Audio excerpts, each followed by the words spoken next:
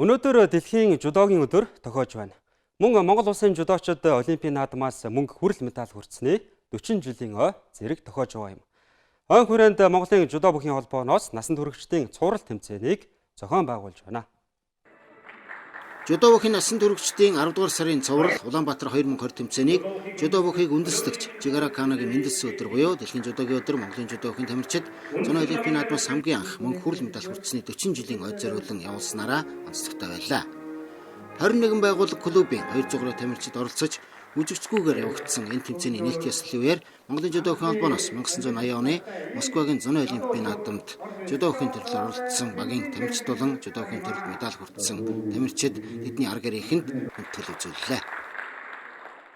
Тэгээ миний араас бол хязгааргүй Олимпийн аваргууд, хязгааргүй болон дэлхийн аваргууд төрнөө гэдэгт би баярлж явд юм аа. Ингээд энд одоо цугласан миний энэ сайхан 40 жилийн ог тэмдэглэж байгаа хамт олондоо найз нөхөдөө үе тэнгийнхаа нэгжинд барилж явсан нөхдүүдтэй баярлалаа.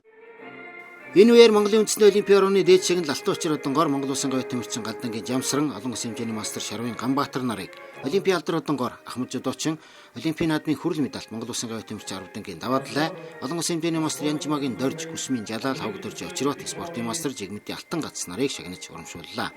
Мөн 40 жилийн өмнө жудо бүхийн олон улсын хэмжээний мастерын болцлоо хангасан ч өнөө хүртэл олон улсын хэмжээний мастерын цол тэмдгээ гардаж аваагүй байсан Ахмад тамирчин спортын мастер Шарвын Ганбаатарт олон улсын хэмжээний мастер цолных нь ингэрийн тэмдэг өнүүлэхийг гардуулаа өглөө.